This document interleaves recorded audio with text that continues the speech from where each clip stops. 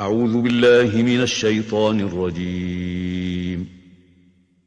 بسم الله الرحمن الرحيم. الحمد لله الذي أنزل على عبده الكتاب ولم يجعل له عوجا قيما لينذر بأسا شديدا من لدنه ويبشر المؤمنين الذين يعملون الصالحات أن لهم أجرا حسنا ماكثين فيه أبدا وينذر الذين قالوا اتخذ الله ولدا ما لهم به من علم ولا لآبائهم كبرت كلمة تخرج من أفواههم إن يقولون إلا كذبا فلعلك باخع نفسك على آثارهم إن لم يؤمنوا بهذا الحديث أسفا إنا جعلنا ما على الأرض زينة لها لنبلوهم أيهم أحسن عملا وإنا لجاعلون ما عليها صعيدا جرزا أم حسبت أن أصحاب الكهف والرقيم كانوا من آياتنا عجبا إذ أوى الفتية إلى الكهف فقالوا ربنا آتنا من لدنك رحمة وهيئ لنا من أمرنا رشدا أعوذ بالله السميع العليم من الشيطان الرجيم. بسم الله الرحمن الرحيم.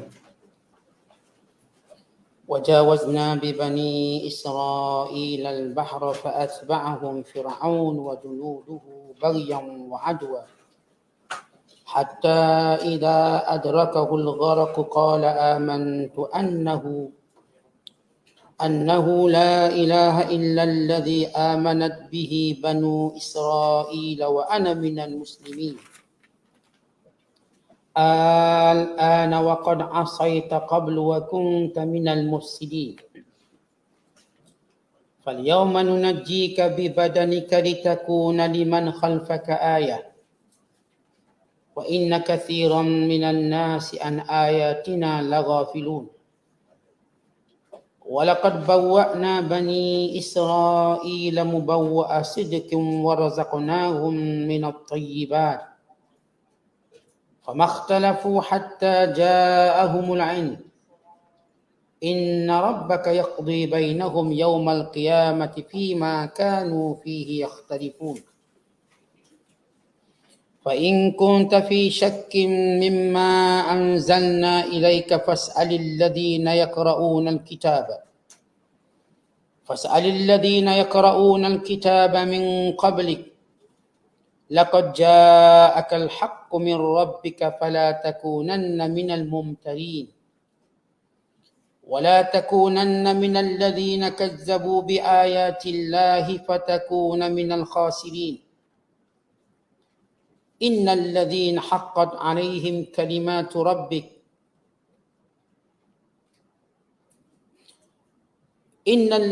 حقت عليهم كلمات ربك لا يؤمنون ولو جاءتهم كل آية حتى يروا العذاب الأليم Sadaqallahul azim. Dan kami bawakan Bani Israel ke seberang Laut Merah. Lalu dikejar oleh Firaun dan tenteranya dengan tujuan melakukan kezaliman dan pencerobohan. Sehingga apabila Firaun hampir tenggelam, berkatalah ia pada saat yang genting itu, aku percaya bahawa tiada Tuhan melainkan yang dipercayai oleh Bani Israel, dan aku adalah dari orang-orang yang berserah diri menurut perintah. Allah Ta'ala berfirman, adakah sekarang baru engkau beriman? Padahal sesungguhnya engkau dari dahulu telah kufur derhaka. Dan engkau telah pun menjadi dari orang-orang yang melakukan kerosakan. Maka pada hari ini kami biarkan engkau, hai Fir'aun, terlepas dengan badanmu yang tidak bernyawa daripada ditelan laut, untuk menjadi tanda bagi orang-orang yang di belakangmu supaya mereka mengambil iktibar. Dan ingatlah sesungguhnya kebanyakan manusia lalai daripada memerhati dan memikirkan tanda-tanda kekuasaan kami.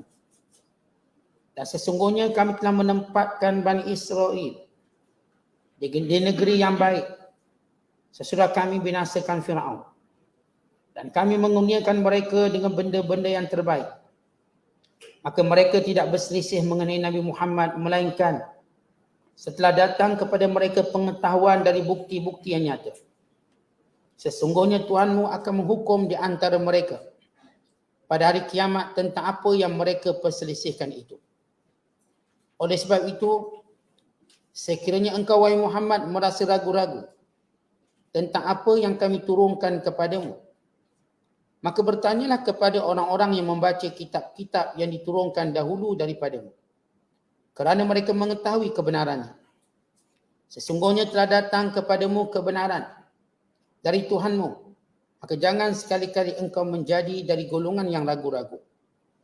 Dan jangan sekali-kali engkau menjadi dari golongan yang mendustakan ayat-ayat Allah, kerana dengan itu engkau akan menjadi dari orang-orang yang rugi. Sesungguhnya orang-orang yang telah ditetapkan atas mereka hukuman Tuhanmu dengan azab, mereka tidak akan beriman, walaupun datang kepada mereka segala jenis keterangan dan tanda-tanda yang membuktikan kekuasaan Allah dan kebenaran Rasul-Rasulnya, sehingga mereka melihat azab yang tidak terperi sakitnya. Masih lagi kita berada dalam penafsiran surah Yunus, surah yang ke-10 pada juzuk yang ke-11, pada ayat yang ke-90 sehingga ayat yang ke-97.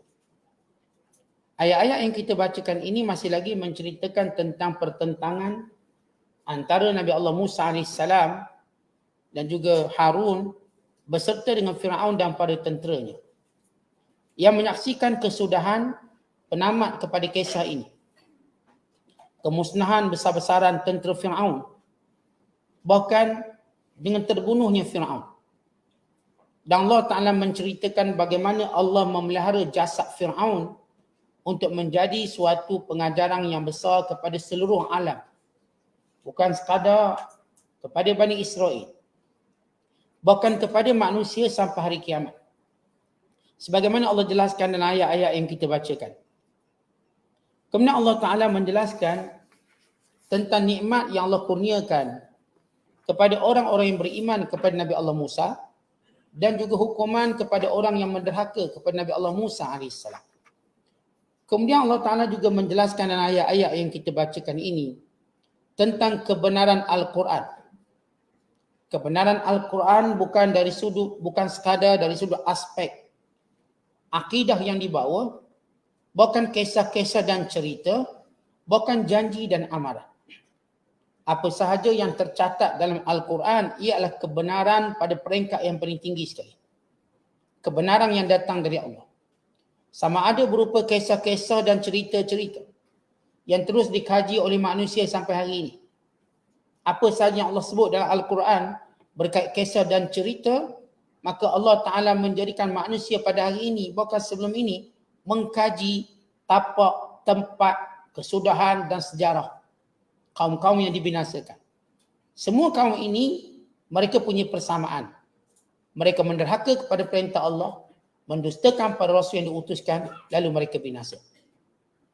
Kemudian Allah Ta'ala juga menceritakan tentang hakikat kebenaran yang dibawa oleh Al-Quran, supaya Nabi SAW menyampaikan bahkan hakikat kebenaran Nabi Muhammad SAW telah diketahui oleh semua orang, sama ada di kalangan ahli kitab, bukan di kalangan mereka yang bukan ahli kitab. Namun mereka berselisih sesudah kedatangan Nabi Muhammad SAW kerana sebab dan kerana perkara-perkara yang dijelaskan oleh Allah SWT pada ayat-ayat yang berikut. Ini episod yang kelima. Semalam kita sebut episod yang keempat.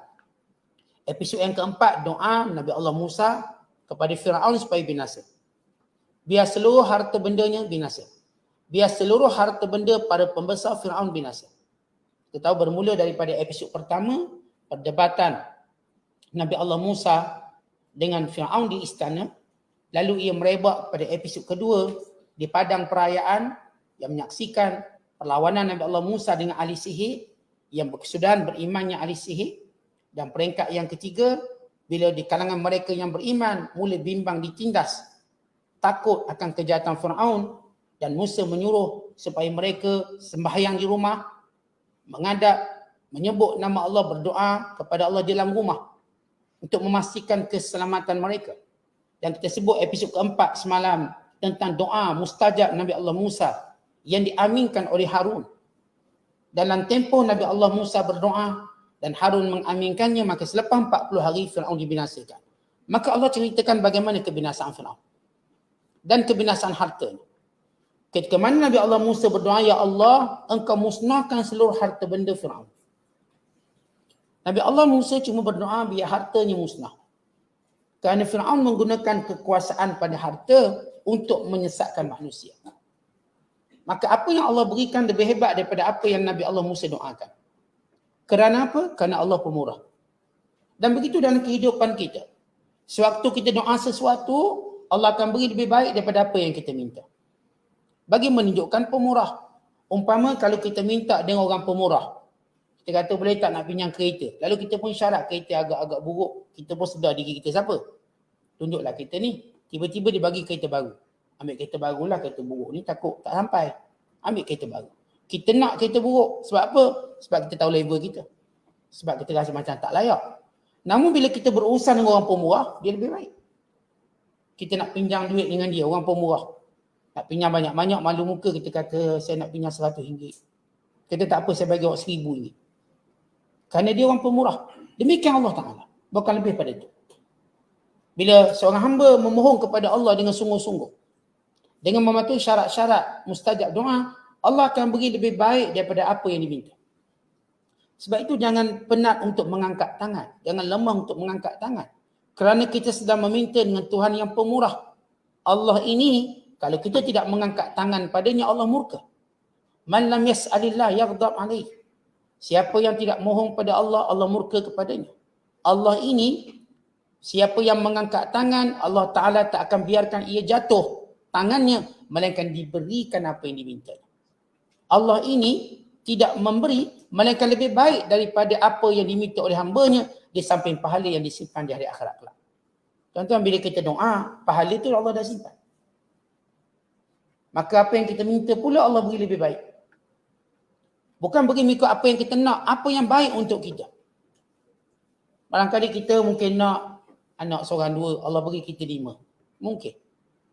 Barangkali kita cuma nak anak seorang, anak perempuan bantu isi kita kat dapur.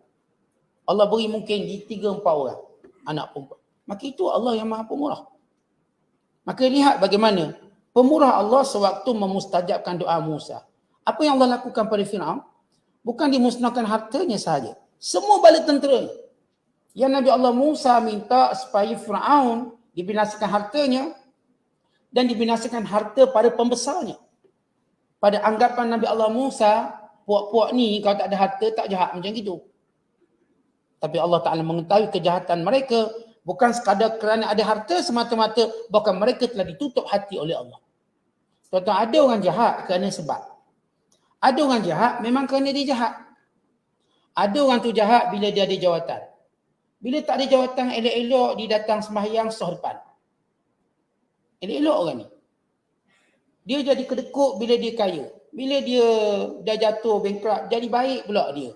Ada orang jahat kerana sebab. Ada orang jahat memang kerana dia jahat.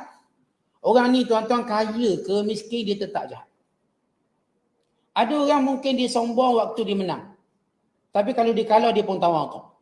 Ada orang dia menang pun dia sombong, kalah pun sombong lagi. Kita saja je bagi dia menang, sombong lagi.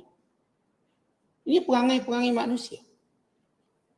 Maka Allah Ta'ala sebut kategori Fir'aun ini kategori yang ada harta ke tak ada harta, dia tetap sombong. Sebab tu dia pernah berlutut dengan Nabi Allah Musa ketika mana datang malapetaka yang macam-macam. Belalang yang menyerang tanam-tanaman, ribut dan sebagainya. Wahai Musa, doa kami beriman. Lepas tu dia sombong balik. Sebab dia sombong dengan dirinya sendiri. Sebab tu tuan-tuan, orang kalau sombong kerana sebab, barangkali bila sebab tu hilang, dia baik semula. Dia sombong sebab dia menang. Apa pun dia masuk, dia menang. Bila dia kalah, dia pun tahu. Baru dia tahu semua ini kurnia Allah. Orang macam ni dia cepat insaf. Orang macam ni lah Allah datangkan bala-bala untuk mengubah dia. Dulu masa sihat tak nampak batang hidung kat masjid. Bila sakit barulah nampak bersungguh dia datang. Orang ni baik sebenarnya. Cuma dia diuji yang menjadikan dia mula lupa daratan dia. Tapi orang paling teruk, sihat ke sakit ke perangai sama. Kalau jenis tak solat, dia sakit pun tak solat. Dia sihat sementelah lagi. Kadang-kadang dilanda banjir, dipindahkan dia ke penempatan yang selamat, dipindahkan di surau masjid. Dia dah dipindahkan masjid surau dengan bala yang banyak, dia tak semayang juga. Dia tak boleh. Ini kategori perangai macam Firaun ni. Yang jahat Firaun sebenarnya bukan kerana harta dia. Jahat Firaun kerana dia Firaun. Jahat. Allah tutup pintu hati. Kerana itu Allah tidak musnahkan hartanya sahaja dengan Firaun sekali. Maka Allah menyebut, wajawazna bi bani Israil al-bahr, dan kami lepaskan, kami selamatkan Bani Israel bagi melintasi Laut Merah. Nabi Allah Musa, ni cerita ringkas. Kerana pada ayat-ayat yang berikutnya Allah Ta'ala akan cerita lagi. Kerana kebanyakan kisah Al-Quran diulang-ulang tetapi dengan tambahan atau dengan penceritaan yang baru. Untuk apa? Menjadikan manusia terus ingin bertanya dan ingin tahu. Ada waktu Allah cerita ringkas je. Di ayat yang lain Allah cerita lebih panjang. Pada ayat yang lain Allah cerita lebih detail. Ini uslub manhaj Al-Quran. Maka Allah sebut secara ringkas. Bani Israel ini diselamatkan dan mereka berjaya melintasi Laut Merah. Dalam ayat lain menceritakan bila Nabi Allah Musa memukul dengan tongkatnya, maka Laut Merah terbelah. Dan membentuk 12 lorong. Kerana Bani Israel ada 12 kabilah. Kemudian bila Nabi Allah Musa memukul tongkatnya pada laut, maka laut terbelah membentuk 12 jalan. Maka datang angin yang kuat bagi mengeringkan jalan tadi. Sebab dasar laut tadi basah. Bila dipecahkan, maka ada air-airnya lagi. Maka satu rahmat Allah, Allah datangkan angin yang mengeringkannya. Macam kita masuk bilik air ada angin tu, ada kipas, kering tangan kita cepat. Kering kaki kita cepat. Maka Allah datangkan angin sehingga mengeringkan jalan tadi. Lalu mereka dapat berjalan tanpa lecak atau lecak. Berjalan dengan smooth, dengan lancar. Dan ketika mana Fir'aun melihat, kalau Bani Israel boleh melintasi laut, kita lagi boleh. Fir'aun lupa, ini mukjizat Nabi Musa bagi menyelamatkan orang beriman. Tapi bukan kelebihan untuk Fir'aun. Sebab, tuan-tuan, biasa orang ada kuasa, orang kaya, kalau dia boleh buat, takkan saya tak boleh buat, saya lagi kaya. Saya lagi berkuasa. Kita sentiasa melihat diri kita lebih layak berbanding orang lain. Kita lupa tidak semua keadaan kita layak. Kalau kita kata dia takut, dia dapat. Takkan saya tak dapat, mesti saya lagi dapat. Tidak semua keadaan. Tidak semua keadaan kita boleh berbangga untuk berkata kita layak. Kerana ini adalah kurnian Allah. Waktu Fir'aun merasakan dia layak juga melalui mukjizat yang Allah berikan kepada Musa, Allah menyebut, fa'ataba'ahum, maka diikuti oleh mereka itu Fir'aun wa junuduhu, Fir'aun dan tentera. Baghyan wa adwa, dengan keadaan jahat, dengan keadaan bermusuh. Dengan keadaan mereka nak tangkap Bani Israel, bawa balik semula ke Mesir, lalu mereka akan hukum dengan sekeras-kerasnya. Umpama polis yang mengejar pencuri yang lari. Waktu kejar tu dalam hati aku, kalau dapat, lenyek orang ni. Macam kita jugalah. Kita juga kalau kita kejar orang yang kita rasa salah, atau orang buat salah, ini kalau kau dapat cah kepala ni, cah muka ni, maka apatah lagi Firaun. Kerana itu Allah menyebut perkataan baghyan wa adwa. Artinya dengan penuh kejahatan yang memenuhi dirinya dan aduan permusuhan. Yakni konongnya nak balas dendam, melepaskan geramnya. Maka ini niat jahat Firaun.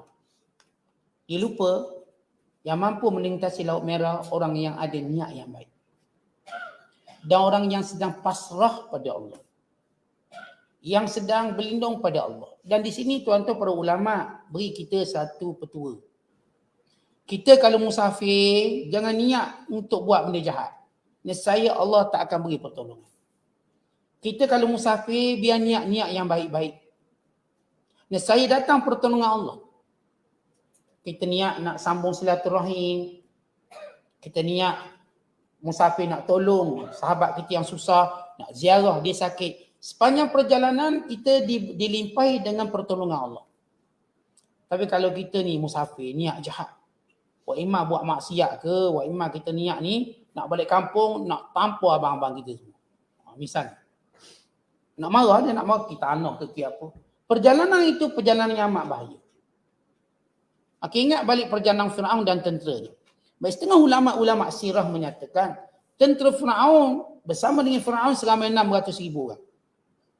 Kalau kita tengok sejarah, walaupun dia sebut angka, kebanyakan ulama bila menyebut angka-angka, sebahagian mempertikaikan. Kata ini kan cerita lama. Allah sendiri pun tak sebut berapa pun angka, kan ini tak penting. Cukup Allah beritahu Firaun dengan tentera, dan bila kita sebut tentera dalam mana-mana negara, tenteranya pasti lebih kuat pada rakyat. Tentera pasti akan dikuatkan lebih pada rakyat dengan senjata, dengan kebengisan, dengan latihan. Itu sya'nul junud fi kulli anha. Itu keadaan tentera di setiap negeri dan negara. Tapi setengah ulama-ulama tafsir dan sirah, mereka ingin, kerana mereka melihat Firaun antara raja yang menguasai dunia. Pasti bala tenteranya besar. Sebagaimana bala tentera Harun al-Rashid juga berjumlah hampir 600,000 orang. Setengah ulama menyatakan tentera Firaun seramai 1 juta orang. Manakala Bani Israel seramai 70,000 orang. Kerana negara Firaun, negara Mesir adalah negara ketenteraan. Sampai hari ini, Mesir antara negara Arab yang paling kuat tenteranya. Kuat, terlalu kuat. Nak banding kita Malaysia ni jauh lah. Dia ni ranking antara 1 hingga 10 ni. Ranking negara kuat. Khususnya kereta kebal yang banyak. Sebab dia negara padang pasir. Kereta kebalnya di antara negara yang paling banyak punya kereta kebal dalam dunia. Antara. Cukup kuat dari sudut persenjataan. Dari sudut, rakyatnya pun dah 100 juta. Dia 100 juta. Dan memang dia sentiasa diperintah oleh jeneral. Jeneral. Sampai hari ni jeneral. Kerana sifat kekuatan ketenteraan. Baik, jadi Firaun ni dengan bala tentera yang besar, kejap. Hatta sehingga apabila. Idza adrakahul gharaq. Bila mana mereka melintasi, maka laut mula tertutup. Maka Firaun mengetahui dia akan tenggelam. Sebab tuan-tuan, ini dasar laut. Ini bukan tepi laut. Bila dasar laut, laut itu datang bertangkup, dia lebih hebat daripada tsunami. Kalau kita tahu tsunami di darat dahsyat, tsunami di laut lagi dahsyat. Apatah lagi sesudah dikeringkan daratan. Yang kata Abdullah bin Abbas, kali pertama daratan lautan mendapat cahaya matahari pada zaman Firaun. Kali pertama dalam sejarah Allah ciptakan langit dan bumi, kali pertama dasar lautan terkena cahaya matahari, kerana laut itu telah dibentuk menjadi jalan. Kali pertama dalam sejarah. Tuan-tuan bayangkan bagaimana berlaku golongan ombak. Golongan ombak yang dahsyat. Yang Firaun meyakini adrakahul gharaq, dia akan tenggelam. Maka dia menyebut dengan 3 perkataan. Setengah ulama mengatakan disebut 3 kali. Surah mengatakan disebut dengan 3 perkataan yang Allah rakamkan di sini. Qala amantu, aku beriman pada Allah. Maka dia sebelum selamat lagi dia menyebut annahu la ilaha illa alladhi amanat bihi banu Israel. Oh, tidak ada Tuhan melainkan apa yang diimani oleh Bani Israel. Dua. Dan yang ketiga Firaun sebut lagi wa ana minal muslimin, aku orang Islam. Keperbagian doa ini pada pandangan Firaun akan menyelamatkan dia daripada kemusnahan. Firaun ni tuan-tuan, kufur dia bukan kufur jahil. Kufur dia kufur dalam keadaan dia ada ilmu. Kerana Nabi Allah Musa bertemu khas dengan dia, berdebat. Dia tahu kebenaran Musa. Dia bukan kenal Nabi Musa sehari dua. Nabi Musa membesar di istananya. Dia bercakap dengan Nabi Musa ni setiap hari. Maksudnya daripada zaman kecil sampailah Nabi Allah Musa besar. Dia bersama dengan Nabi Musa bukanlah sehari dua sebagaimana yang berlaku kepada mana-mana pemimpin lain. Firaun ni special dia dari sudut hubungannya dengan Nabi Musa. Anak angkat. Bahkan isterinya Asyah beriman. Dia mak mengetahui kebenaran Musa. Sebab itu lidahnya lancar berkata, amantu, aku beriman. Kemudian dia mengetahui dia tidak akan terlepas. Lalu dia ngulang doa yang kedua. Annahu la ilaha illa alladhi amanat bihi Bani Israel. Tidak ada Tuhan melainkan Tuhan yang diimani oleh Bani Israel. Kalau sebut iman saja belum cukup. Dia kena menafikan segala Tuhan yang lain termasuk dirinya yang mengaku Tuhan. Aku beriman dengan apa yang diimani oleh Bani Israel. Wa ana minal muslimin, dan aku di kalangan orang Islam. Al-an. Sekarang kebanyakan para ulama tafsir menyatakan ini Jibril alaihissalam. Al-an sekarang ke? Baru sekarang? Kalau bahasa kita baru sekarang. Al-an, baru sekarang. Wa qad asait, kamu durhaka lama. Kamu dah jahat lama. Qabl, sebelum ni jahat. Wa kunta minal mufsidin, bahkan kamu di kalangan yang melakukan kerosakan. Tuan-tuan, kejahatannya ada beberapa peringkat. Ada orang kejahatan untuk diri dia, ada yang kejahatannya kepada makhluk Allah yang lain. Firaun mengumpulkan kejahatan dengan sempurna.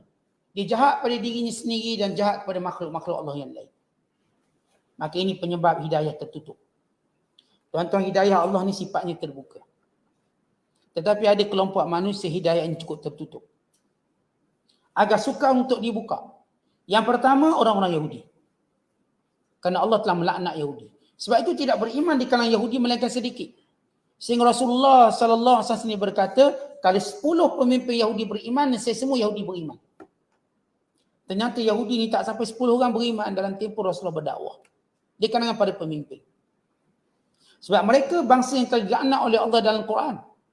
Tidak akan beriman daripada mereka melainkan sedikit. Ini kelompok yang memang Allah Ta'ala tutup. Sehingga dalam Quran Allah menyebut mereka ghairil maghdubi alaihim, golongan yang dibenci oleh Allah. Dilaknat oleh Allah. Waladhdallin, dan bukan juga golongan yang sesat, yang Kristian. Yang kedua, golongan yang hidayahnya tipis nak dapat ialah mereka yang melakukan kerosakan di muka bumi. Orang-orang yang menzalimi orang lain, bunuh orang lain, penjara orang lain. Ini hidayahnya cukup tipis. Benar, kaedah pertama, Allah beri hidayah pada siapa yang dikehendaki. Itu umum. Namun secara perjalanan sunnatullah kita dapati ada kelompok-kelompok hidayah mereka terlalu tipis untuk sampai. Yang pertama saya katakan golongan Yahudi. Sebab itu Yahudi tuan-tuan, macam mana pun dia mengaku Islam, tetap kufur macam tu. Dalam sepanjang zaman kita dengarlah seorang dua masuk Islam. Tapi kata-kata mereka tidak. Mereka menjadi musuh nombor satu orang Islam. Dan mereka lah yang mengerahkan semua bangsa-bangsa benci pada Islam. Itu kerjaan mereka sampai hari ini. Tak habis lagi. Mereka lah yang merancang pembinaan negara haram Yahudi di tapak negara Islam. Dan semua perancangan jahat Yahudi yang tidak terkira banyaknya. Semua perancangan ini menghala pada orang Islam. Kerana dia tahu orang Islam dia mampu membongkarkan kejahatan mereka. Bukannya orang-orang lain. Orang lain tak tahu sejarah Yahudi. Mereka bangga dengan orang Yahudi. Sebab mereka tak tahu sejarah benar Yahudi. Dan golongan yang kedua saya kata baik ialah orang yang buat kerosakan. Yang antaranya Firaun ni. Firaun yang buat kerosakan. Dia bunuh orang, penjaga orang. Bukan sikit dia bunuh. Barangkali ratusan ribu kanak-kanak yang telah dibunuh. Sepanjang dia memerintah. Kemudian kata Allah. Falyauma, hari ini. Yani hari kejadian ini. Itu hari di mana Bani Israel melintas Laut Merah. yang disebut dalam kitab Taurat mereka sebagai peristiwa Exodus, peristiwa penyeberangan laut. Namun dalam kitab Taurat, dalam bab ataupun dalam kitab Exodus, tidak diceritakan bagaimana nasib mayat Firaun. Hanya Al-Quran menceritakan, maka Allah sebut tentang mayat Firaun. Fal-yawma nunajjika, hari ini kami selamatkan kamu wahai Firaun. Yang kami selamat bukan nyawa kamu, bi badanika, badan kamu. Badan kamu kami selamat. Badan-badan tentera lain semuanya lunyai dalam lautan, hancur dalam lautan. Hanya badan Firaun sahaja dalam kejadian melintasi Laut Merah yang selamat. Kalau tidak, Allah akan beritahu tentang tentera lain pun selamat. Semuanya mati dan binasa. Ar-Rakhna, kami tenggelam dan mati semua. Yang selamat cuma Firaun, pun yang selamat itu cuma jasadnya, bukan rohnya. Jasadnya. Kenapa? Allah sebut. Litakuna, supaya jasad ini menjadi liman khalfaka ayah, kepada orang yang sesudah kamu sebagai tanda kebesaran Allah. Baik, berkenaan ayat ini, setengah ulama tafsir menyatakan Bani Israel, dia takut dia dengan Firaun ni tak habis-habis. Sebab dia orang trauma ratusan tahun. Tetapi kita kalau trauma ni lain macam. Walaupun mereka nampak kejadian laut menenggelamkan tentera Firaun di hadapan mata mereka secara live, bukan rakaman. Bukan melalui mulut orang cerita. Seluruh Bani Israel yang bersama dengan Nabi Musa melihat kejadian laut tadi menggulungkan semua tentera-tentera Firaun. Nampak. Supaya mereka yakin semua ini sudah pun tamat. Ketakutan mereka sudah tamat. Kezaliman ini sudah tamat. Tapi mereka duk bimbang, barangkali Firaun selamat.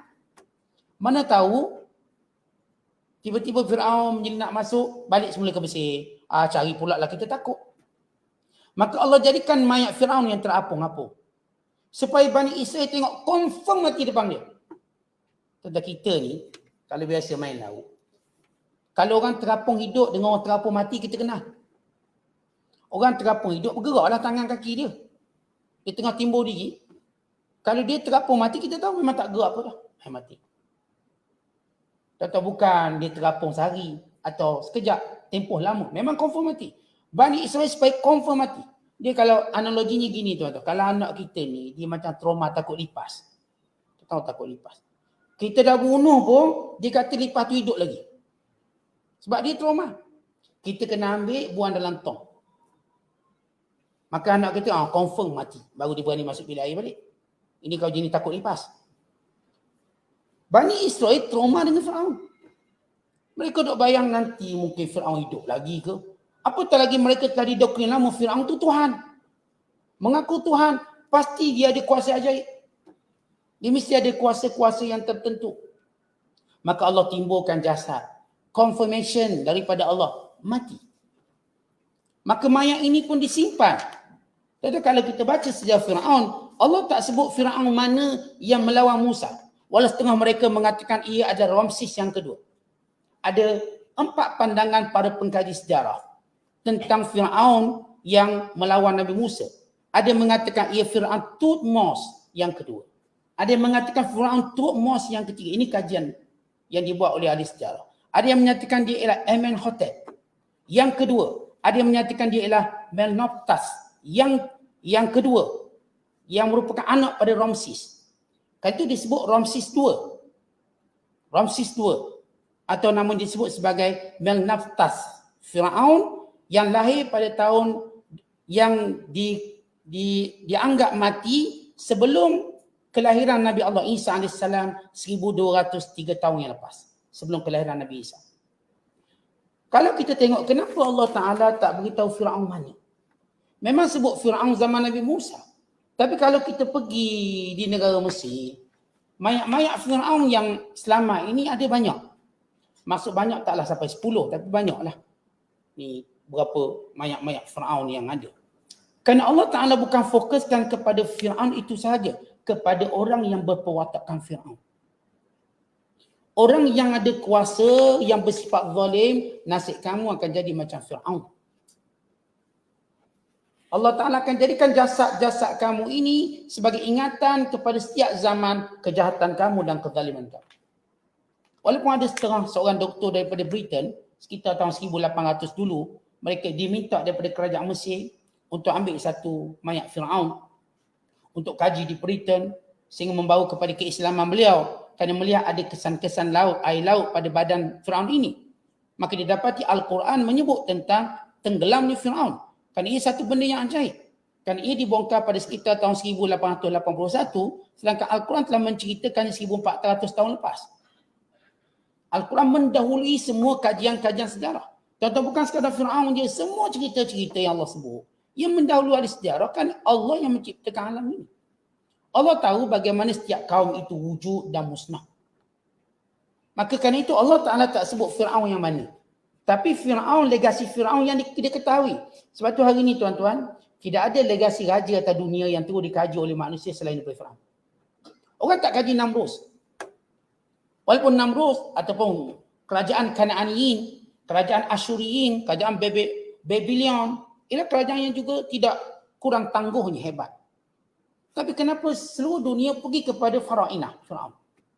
Piramidnya, mumianya, tinggal itu dan ini. Sehingga kerajaan Mesir buat satu kementerian khas untuk jaga Firaun. Kementerian khas untuk jaga segala kesan-kesan peninggalan Firaun. Supaya manusia bukan sekadar tengok Firaun dan ketamadunannya, tapi mesti mereka tengok Firaun dan kezalimannya. Dan Firaun dan pendustaannya terhadap ayat-ayat Allah. Dan bagaimana dia dimusnahkan. Firaun yang kata-kata mengaku Tuhan atau anak Tuhan. Maka bagaimana Allah musnahkan mereka. Dan menjadikan mayat-mayat mereka tidak diterima oleh bumi. Sebagaimana tidak diterima oleh laut. Untuk timbul menjadi pengajaran. Jadi antara hikmah, kenapa Allah tak sebut Firaun yang mana? Walaupun ini kajian-kajian yang dibuat oleh ahli sejarah. Yang mengatakan Ramses yang kedua. Yang saya sebut tadi. Nama-nama Firaun. Yang mereka kata mungkin 4 jenis Firaun ini yang terlibat pada era pada zaman Nabi Allah Musa AS. Mereka pun tak boleh nak confirm. Al-Quran sendiri tak sebut melainkan dengan istilah Firaun. Dan Firaun itu gelaran bagi raja-raja Mesir. Firaun sebagaimana Kisra, gelaran bagi raja-raja Parsi. Sebagaimana Kaisar, gelaran bagi raja-raja Rom. Tetapi sifat raja tadi semuanya zalim. Dan berhadapan dengan Bani Israel. Kerana itu Allah menyebut secara umum. Bahawa Firaun yang berkonflik dengan Nabi Musa ini. Diselamatkan jasadnya untuk menjadi pengajaran kepada sekalian manusia dan alam ini. Wa inna kathiran minan nas, tapi kebanyakan manusia. An ayatina laghafilun, tak pernah ambil pengajaran daripada ayat-ayat kami. Tuan-tuan, kita manusia belajar sejarah.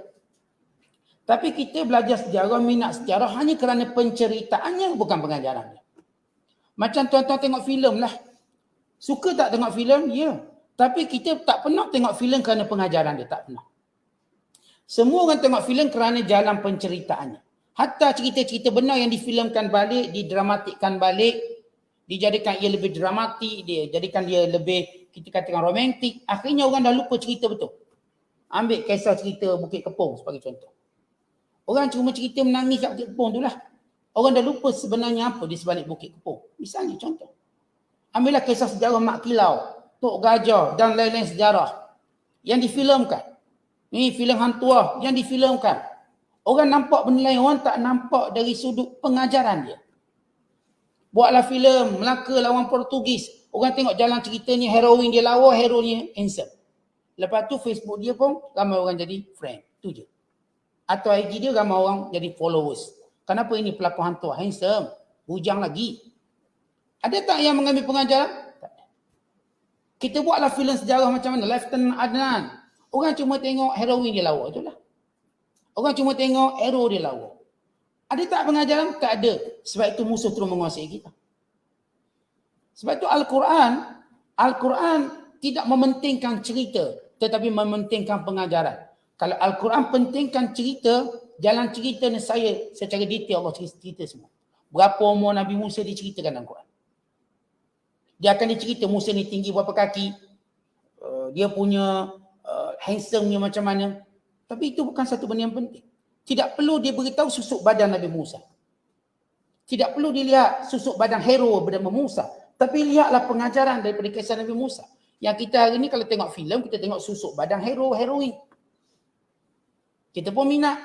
Kita pun jadi gila-gila. Akhirnya yang minat filem tu, filem ni. Kerana gila kepada pelakon dia. Bukan kepada jalan cerita, tak ada. Sebab itu dalam cerita kita tidak boleh mentarbiah orang. Hanya cerita dalam Quran boleh mentarbiah orang. Sebab cerita dalam Quran bukan mementingkan tentang kita katakan perkara-perkara yang tidak utama dan penting. Dipentingkan ialah mesej yang kuat. Derhaka pada Allah, tunggulah azab. Kamu lawan Nabi, tunggulah azab. Sebagaimana azab yang terkena pada Fir'aun, kepada kaum Hud, kaum Lut, kaum-kaum sebelum ini. Mereka musnah, walaupun mereka hebat, walaupun mereka berkuasa, walaupun mereka gagah, walaupun tentera banyak. Sedikit pun tidak memberi apa-apa pun faedah pada mereka. Kerana itu Allah menyebut perangai manusia, an ayatina laghafilun, banyak yang lupa pada pengajaran. Tuan-tuan, kita dengan jadi macam tu. Setiap cerita yang kita dengar dalam Quran, jadikan dia pengajaran. Ambil dia sebagai i'tibar. Walaqad bawwa'na bani Israil mubawwa'a sidqin, dan kami telah kurniakan kepada Bani Israel tempat yang baik. Maksud tempat yang baik yang pertama ialah Filastin. Waktu mana mereka benar-benar patuh pada Musa, waktu mana mereka patuh kepada Nabi selepas Musa, dan mereka mendiami bumi Filastin dan menguasainya dan memilikinya. Sehingga mereka kembali membunuh para Nabi dan mendustakan para Nabi, maka nasib mereka sama, mereka dirampas kemuliaan Filastin dan Allah berikan kemuliaan Filastin kepada umat Islam. Dan termasuk juga makna mubawwa as-sidqin, tempat yang baik. Yani Allah tempatkan Yahudi di Madinah. Bani Nadir, Bani Quraizah duduk di Madinah. Sehingga mereka mendustakan Rasulullah dan memusuhi Rasulullah, maka Allah menghalaunya keluar daripada Madinah, lalu mereka keluar daripada bumi yang baik. Tentu ada dua bumi yang asal Yahudi duduk. Yang pertama Filastin atau Syam. Yang kedua Madinah. Orang Yahudi memang dah lama duduk Madinah. Bahkan sebelum Rasulullah berhijrah ke Madinah, Yahudi sudah mendiami Madinah. Mereka bukan duduk 2 hari, 3 hari, ratusan tahun. Mereka menjadi sebahagian daripada penduduk Madinah. Sebab itu Rasulullah masukkan Yahudi dalam piagam Madinah. Bahkan masukkan Yahudi dalam umat Madinah. Perjanjian atau Sahifah Madinah yang mengandungi 47 fasal memasukkan sekali Yahudi sebagai rakyat Madinah. Allah beri kemuliaan ini pada Yahudi. Kerana mereka yang mempromosikan Rasulullah kepada Aus dan Khazraj. Sehingga Aus dan Khazraj mengenali Nabi Muhammad melalui Yahudi. Tapi aneh, sebab Rasulullah benar-benar muncul, mereka yang paling kuat pemusuhan. Sebab itu kata Allah, famakhtalafu, mereka tidak berselisih. Hatta ja'ahumul ilm, sehingga datang kepada mereka ilmu. Apa itu ilmu? Wahyu yang diturunkan, Rasul yang diutuskan. Inna rabbaka yaqdi bainahum, Allah akan memutuskan. Allah akan menghukumkan sesama mereka. Yaumal qiyamah, pada hari kiamat kelak, fima kanu fihi yakhtalifun, apa yang mereka perselisihkan. Asal Yahudi duk promosi Nabi Muhammad. Sehingga mereka kata nanti kalau Muhammad datang, kami akan halau kamu Aus dan Khazraj. Orang Aus dan Khazraj bila dengar, mereka juga teruja dengan Nabi Muhammad. Sebab itu bila mereka dengar Nabi Muhammad muncul di Mekah, mereka antara yang pertama berbai'ah dengan Rasulullah. Bukan menjemput Rasulullah datang ke Madinah. Dan menjadi ketua kepada mereka. Dan bersumpah setia untuk bertahankan Nabi SAW. Maka Nabi bentuk mereka menjadi golongan Ansar. Yahudi-Yahudi yang asalnya mempromosikan Rasulullah, tiba-tiba bila datang Rasulullah, dengki mereka. Datang syaitan-syaitan mereka. Lalu mereka menolak mentah-mentah Nabi SAW. Walhal kisah-kisah yang diceritakan dalam Quran, orang-orang Yahudi tahu. Sebab mereka orang pertama membaca kitab. Dan tahu kebenaran baginda SAW. Kerana maklumat ini maklumat yang tersimpan kemas di sisi Yahudi, Madinah. Tapi dua tempat yang Allah muliakan Yahudi. Yang pertama bumi Syam, termasuk Filastin. Yang kedua bumi Madinah, Allah tarik semua. Maka hari ini mereka masuk balik ke bumi Syam. Dan mereka ingin masuk ke bumi Madinah yang dalam apa yang mereka sebut sebagai protokol Yahudi atau disebut Masyru'atul Kubra, projek mega Yahudi, membentuk suatu empire Yahudi daripada bumi Syam sehinggalah masuk Madinah. Mereka nak pulang balik ke Madinah. Itu projek besar mereka. Tetapi mereka benar, kita katakan benar, dalam Quran pun sebut, mereka pernah Allah muliakan waktu mereka ikut Nabi-Nabi. Dan mereka masuk ke bumi Filastin waktu mereka ikut Nabi-Nabi. Waktu mereka mula berperwatakan macam Fir'aun, Allah uji Bani Israel, dia beri kuasa macam Fir'aun, mereka zalim persis Fir'aun. Sehingga hari ini kita tengok mereka ada kuasa, apa yang mereka buat kepada orang Islam? Mereka zalim. Sama seperti Fir'aun. Mereka membunuh lelaki-lelakinya. Mereka biarkan perempuan-perempuan menjadi janda, menjadi yatim, yang lelaki dibunuh.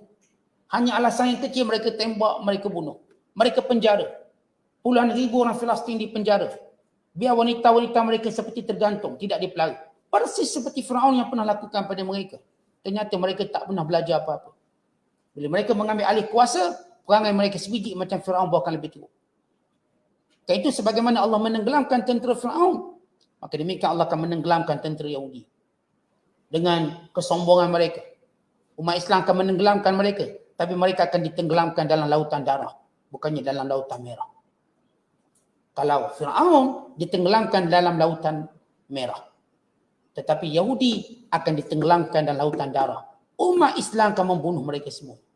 Berdasarkan hadis yang sahih Nabi menyatakan, la taqumus sa'ah hatta yuqatilal muslimun al-yahud. Tidak akan berlaku kiamat. Sehingga orang Islam membunuh seluruh Yahudi. Seluruhnya. Hatta yakhtabi min wara'il hajar wasyajar. Sehingga mereka terpaksa bersembunyi. Di sebalik batu dan di sebalik pokok. Lalu batu dan pokok berkata, Ya Abdullah, wahai hamba Allah. Wahai orang beriman, ini Yahudi belakangku. Ta'alau, faqtulhu. Datang sini, bunuh dia. Batu dan pokok pun suruh orang Islam bunuh Yahudi. Maka Yahudi tak ambil pengajaran. Pada dahulu mereka melihat Firaun tenggelam dalam lautan merah. Mereka tidak lihat akibat mereka. Mereka bakal ditenggelamkan dalam lautan darah mereka sendiri. Dengan janji Allah dan janji Nabi SAW. Jadi Allah dah beri, tetapi mereka mula berselisih dengan Nabi mereka. Membunuh senarai Nabi-Nabi yang pernah kita ceritakan. Sehinggalah kemuncaknya Nabi Muhammad SAW. Mereka juga cuba untuk membunuhnya. Tapi Allah menurunkan ayat yang menegaskan Rasulullah tidak boleh dibunuh. Allah berfirman, Wallahu ya'simuka minan nas. Allah memelihara kamu daripada dibunuh oleh manusia. Sehingga sempurna apa yang Rasulullah bawa. Dan Allah lah yang mematikan Rasulullah. Tanpa boleh disentuh oleh orang-orang Yahudi. Tidak sebagaimana Nabi-Nabi sebelum ini. Yang pernah dibunuh langsung oleh orang-orang Yahudi. Dan ini pengajaran daripada kisah tenggelamnya Fir'aun dan tenteranya. Dan diselamatkan Bani Israel. Dan Allah menyebut tak ramai orang ambil pengajaran daripada kisah dan cerita Fir'aun. Yang pertama tak ambil pengajaran ialah orang Yahudi sendiri. Maka mereka melihat kemusnahan Fir'aun. Sebenarnya mereka sedang melihat bayangan kemusnahan mereka sendiri.